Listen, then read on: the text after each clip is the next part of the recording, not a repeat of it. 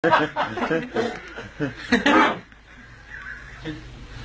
وزارو محترمینو وروڼو ما ته خو دا حق نه ده چې زه ستاسو تر مخ راګېږم دا ما ته ډېره بې ادبي ده او ډېر د غولو خوراک ولې د غولو خوراک په دغه د غولو خوراک ته ځکه چې د غولو خوراک دی نو په دغه د غولو خوراک ته دا د غولو خوراک ته ځکه د غولو خوراک ولې دغه پنجه بېرته تر دغه پنجه د دغه پنجه تر هغه پنجه بېرته تر دغه پنجه پورې ټول زما استادان ګڼل کېږي زه به فتوانو طاقت دی ته یو څو خبرې وکړمه ګټه ټوله دې ته ده زموږ کور ته شی ولاکه راشي ګرانو وزارو محترمینو وروڼو اول وار چې جهاد فعال شو موږ د دغه جهاد څه وکړه چې پیرګل دفتر ته ولاړو کوټې ته پیرګل له موږ سره ډېره لویه مرسته وکړه بیا چې دانې یې د ګلبنګ غوړي راکړو یا یې پرداره مین راکړو او یو یې له تکاک راکړې دا ټوپکان سپې پاکوي نو موږ هغه جهاد را وکړه د غیب پر توبه رالو شنه لرې رالو په ارغستان کې له دښمن سره مخ شو موږ یو څلورنیم جوړه چینایي کلوش په شهادت راورسولې د دې مو درې پتکان اوه خرچم کړو موږ د دوې جلدانۍ د بولبنګ غوړي راسري کړو په هغه مو خپلې کونې هم غوړې کېده دوی د عمومر غوړي ته مې کتم دوا وه ګرانو وزارو محترمینو وروڼو ما ته دا حق نه ده چې ستاسو تر مخ راګېږم دا ما ته ډېره بې ادبي ده او ډېر د غولو خوراک ده ګرانو وزارو محترمینو وروڼو په درباره کې تر هندوانه ښه شی ما نه لیدلی ده او ګرانو وزارو محترمینو وروڼو هندوانې پر دوه قسمه دي یو کې جلدک دا ګردی ګردی تخم ده او بل کې موسیا دا وږ تخم ده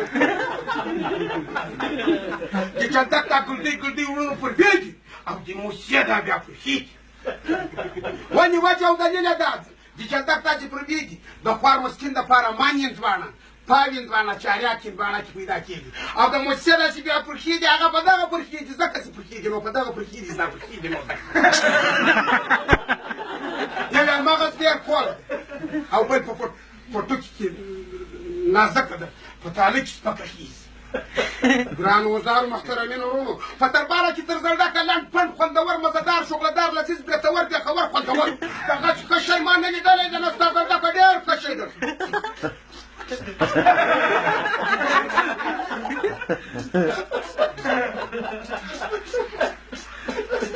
دا یې هغه کونه ده چې الله جل جلاله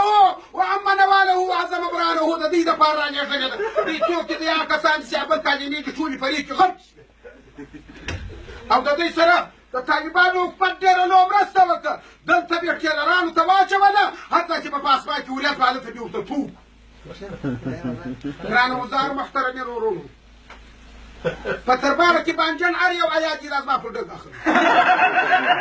ولې نزدهیان دي سړي ته نزله هر مسلمان خوړلي ستا یې سترګې لکه د مټکور د خره دا دی تتې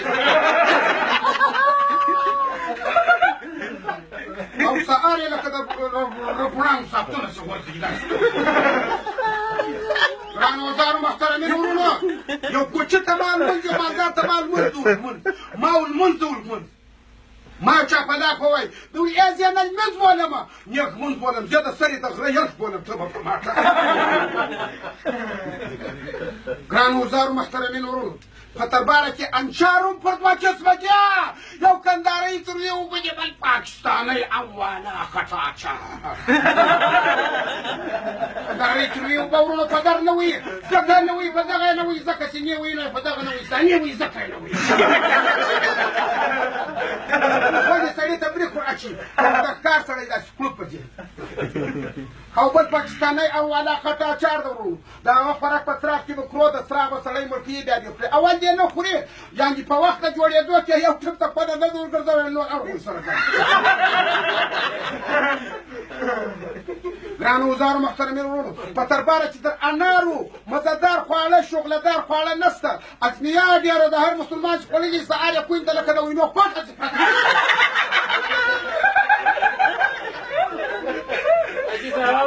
او په درباره کې تر سبزو پاسته خواړه ښه خواړه خوندور مزهدار شغلهدار خواړه نشته ولې رنګ یې پوخته چې هر څه بیا دا زور باندې ووایي د هغه رنګه میوه نه لري او هر مسلمان چې کولی یې سهار یې پل د انسان نور لکه وایي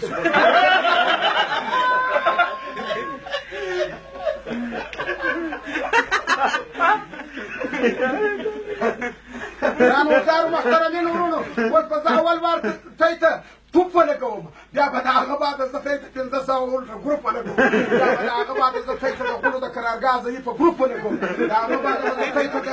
زر ولټه ګروپ ولګوم اول وار به زه تی ته توپ ولګوم انشاءالله تعالی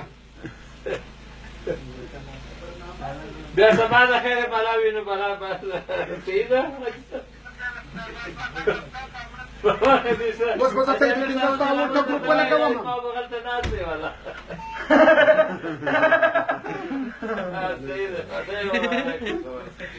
اوس به تی ته زه د غلو د قرارګاه یاد یا ضعیفه ګروپ ولګوم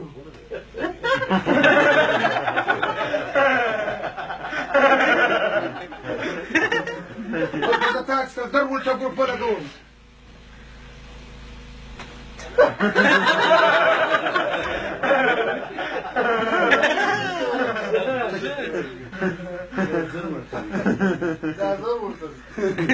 اوس به زه تاسې ته کښېنم